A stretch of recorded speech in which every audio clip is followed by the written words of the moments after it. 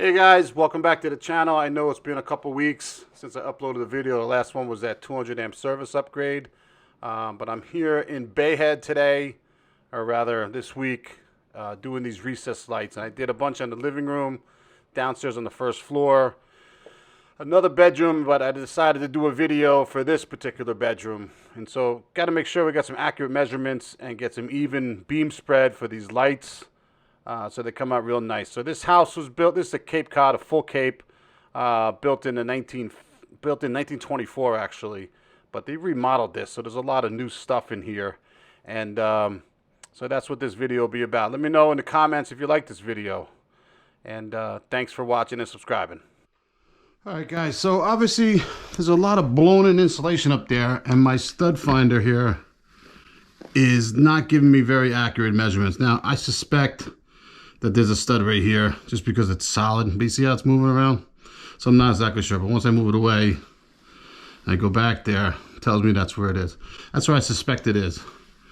So even though I'm using a wafer, I want to make sure I have enough room up here. So what I've done is I'm going to make a small hole here, then I'll push this snake up there and move it around and see if I have enough clearance.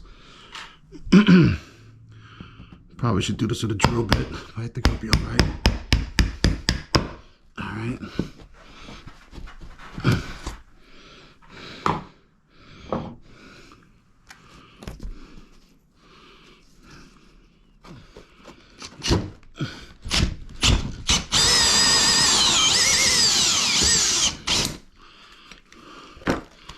Yep, there's the beam. It's right there. And there's all the blown-in insulation. Sorry guys, you can see I did these two holes and I forgot to hit the record button on the GoPro. I didn't anticipate this being in the way, but as you can see here, they had the old original ceiling. I guess maybe it has some stains or whatever the case might be, but they added this 1/2 inch or 5/8 sheetrock on top of the old sheetrock that was there. It looks like the original type sheetrock from the 50s or 60s. Anyway, this right here just goes between each of the joists that are running this way.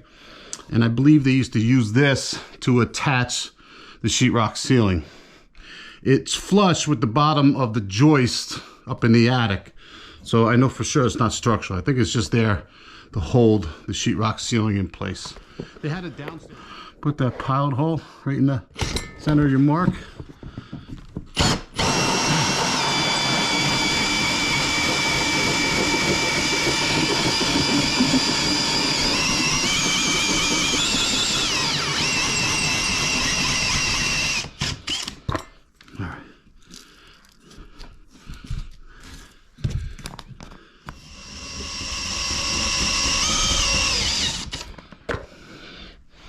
Beauty. See that? It started. So now that my ceiling lights are cut out and we know where they're going to go, we're going to push across these fiberglass sticks which couple together. They're 5 feet long each one, and they'll couple together, and so they're rigid, so it makes it easier to snake it across the ceiling. So as you can see at that angle there from left to right, or right to left rather, is the way my joists are. So I'm able to slide that from one hole to the other. And being that this is an attic, when I start going to the other lights on the other side of the room, like here, I'm going to go across and bring those sticks. All right, let's get that ladder down. There you go. So the reason why I need this 8-foot ladder is so I can get up into the attic. Many years ago, I could pull myself up through this scuttle hole here, but not today. So I get the 8-foot ladder. Plus there's a low clearance on that ceiling, the roof up above there. So I got the 8-foot ladder to get up into the attic here, and it was a good, wise decision. Takes a little bit of time to go down to the truck, get it set up, but in the end, it's very helpful. So do it right the first time is what I always say. So I'm going up here into the attic here. I got all my lights wired, and the last thing I need to do is to get the switch leg down to the existing switch. So I took that switch box out because at some point somebody added that, so it was an old work box in there. So I was able to take that box out, and once I took that box out, now I'm able to push the wire down and stick my hand in the hole and grab the wire, which is exactly what I do. But I got to get up into the attic to do that, and I got to be able to locate where those wires in the box there now, the existing wires, go down, and that's that spot right there.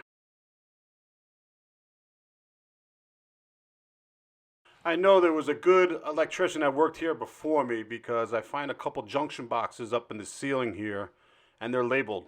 So the next electrician who comes along, which happens to be me, knows what exactly they're for. And so it's wiring for the bathroom, and I wasn't doing any wiring in the bathroom. But if I was in the bathroom and I came across that and I was working in the bathroom, then I would know that this is a part of that bathroom circuit, which is the sign of a good electrician, in my opinion.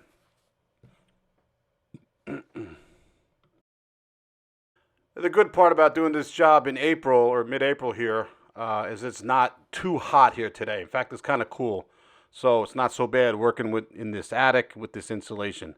But I can tell you one thing. When it gets hot and that insulation gets on you and you're sweating, it's nothing but dirt, and it's really not a lot of fun.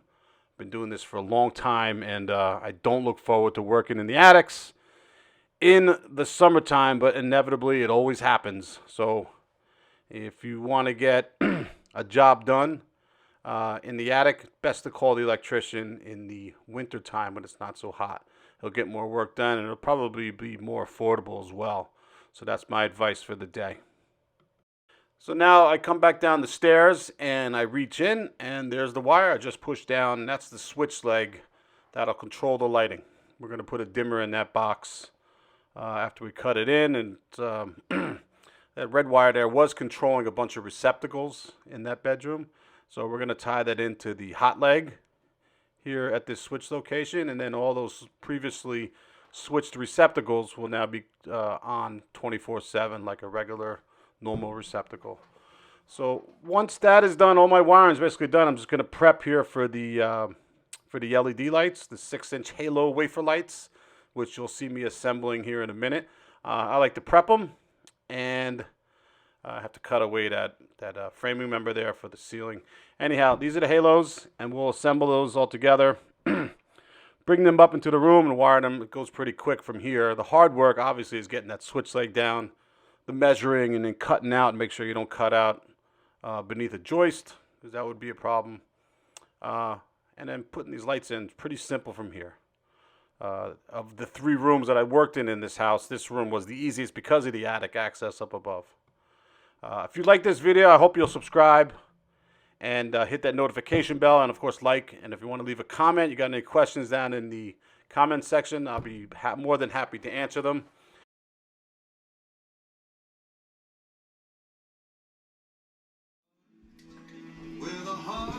One thing you might not know about this dimmer here, it's a Lutron Diva dimmer. So this is the slide to make it lights dim and bright, on, off. But over here, this blue switch, see how it's in the middle right here, it goes up, goes down. That's the dim level. So if you don't want it to be very dim, when you put it on the dimmest setting, you turn this up. And if you want it to be dim, real low, when the lights are dim, then you push it down. I usually set this right in the middle, and then I tell my customers about it, and they can decide whether or not it needs to be adjusted. So here I'm using a Lutron Diva CL dimmer. And this is a dimmer good for dimmable LEDs, dimmable compact fluorescents, incandescent, and halogen bulbs, the full spectrum.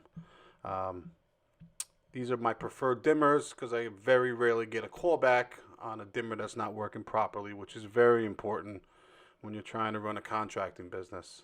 If you like this video, do me a favor and subscribe if you haven't already. And like this video, leave me a comment. I'll answer your questions down in the comments. And again, thanks again for watching this video. We'll see you in the next one.